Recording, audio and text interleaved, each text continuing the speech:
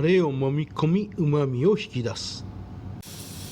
カリッと焼いて香ばしく、白菜と一緒に煮込めばトロトロうまい。皆さんこんにちは、チャッキーです。はい、今回は鶏もも肉と白菜を使ったもうめちゃくちゃおかずにおすすめ、トロットロにね煮込まれた白菜を鶏もも肉にね絡めて食べる、めちゃくちゃ簡単で美味しい、そんな一品なのでぜひ一度お試しください。それでは一緒に作りましょう。チャンネル登録お願いします。それでは材料から紹介させていただきます。はい、こちら今回のメイン食材、鶏もも肉1枚、だいたい 250g 前後のものを使います。鶏もも肉ね、もうきっちり下処理した状態です。余分な筋や油なんかを取り除いて臭みを抜いた状態にしております。鶏もも肉の下処理の詳しいやり方は以前紹介しておりますので、説明欄にリンク貼っときますんで、そちらから参考にしてください。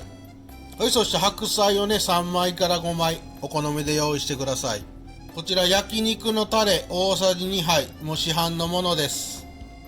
そして今回トロトロにする煮汁の調味料です。まずはこちら、かつおと昆布から取っただし汁 150cc、 お水に本だしなんかを混ぜてね代用していただいて構いません。濃い口醤油大さじ1杯、みりん大さじ1杯、梅干し1つ、これを入れるとねほのかな酸味と梅の香りが加わってめちゃくちゃ美味しくなります。なくても別に作れますが、ある方が美味しいです。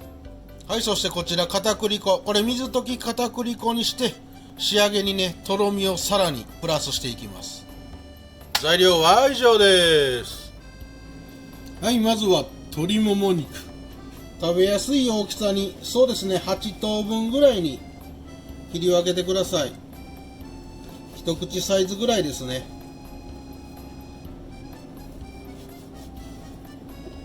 はい、こんな感じで全て切り分けていきます。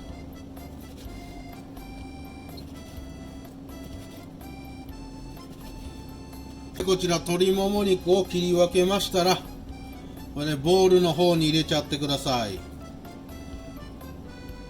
そしてこちら焼肉のタレ、こちらを加えて全体的に揉み込みます。ここでしっかりと揉み込んでください。このね焼肉のタレはもういろいろな調味料が混ざって美味しいんでね。はい、こんな感じね。はい、これで OK。 この状態で10分ぐらい置いて味をなじましていきます。はい、お次は白菜。そうですね、食べた時に鶏肉に絡んで美味しくなるように、まずはね5センチぐらいの幅で切り分けてください。こんな感じですね。そしたらこの繊維に沿って細切りにしていきます。この状態で煮込んだら白菜がトロトロになって、しかも食べる時に鶏肉とね一緒に絡んでもめちゃくちゃ食べやすくなるので、白菜をこんな感じの細切りに全てしてください。お次は梅干し。こちらはね種を取り除いて少し包丁で叩いてペースト状にしといてください。まずはね細かく刻んでいただいて、はい、こんな感じね。あとは包丁でこう、はい、こんな感じ軽く叩いてペースト状の梅干しにしておいてください。はい、これで OK です。これ後ほど加えていきますんで、ここまでできたら準備 OK なんでね、早速トロトロ煮を作っていきましょう。まずはフライパンにね軽く油をひいていただいて温めてください。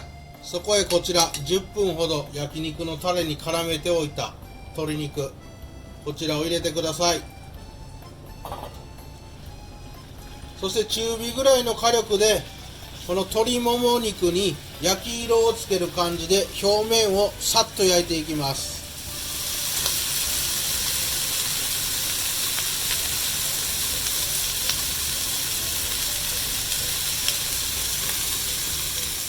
はい、こんな感じである程度鶏もも肉に焼き色がついたら、後から煮込むんでね生のままで OK です。ここへ白菜を加えてください。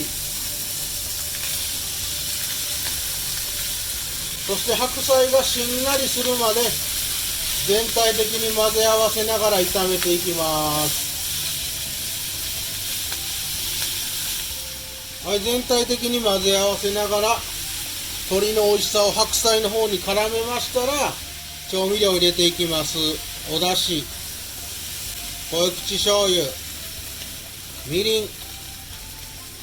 はい、そしてこちら叩いた梅干し、そしてこのね煮汁の方に叩いた梅干しを全体的に混ぜて溶かしてください。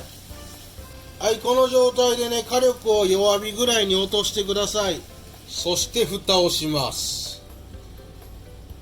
はい、この蓋をした状態で蒸し煮にする状態で弱火で5分間煮込んでいきます。はい、ただいま5分弱火でじっくりと煮込みました。じっくり蒸し煮にしましたんで、もう白菜もトロトロになってます。はい、ここでねあとは仕上げです。こちら水溶き片栗粉用意しておきました。こちらを少しずつ加えながらとろみをねつけたら完成なんですが、失敗しないように一度火を止めてください。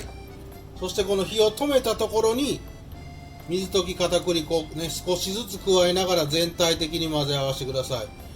こうすることでねダマになりにくくね失敗しないと思います。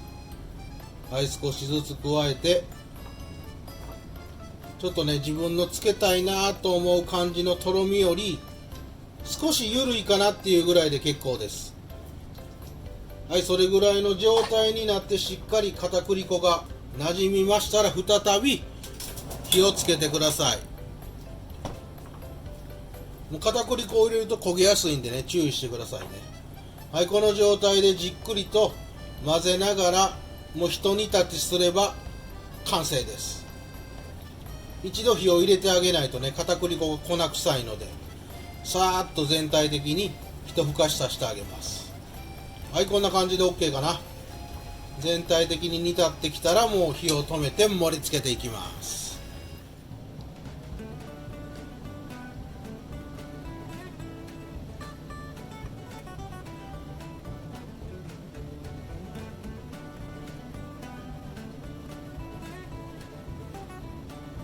はい、こちら器にきれいに盛り付けましたら、鶏肉の美味しさが白菜に染み込んで、隠し味に入れた梅干しがねほのかな酸味と香りを演出した鶏肉と白菜のとろとろ煮込み完成です。それでは今日もいただきます。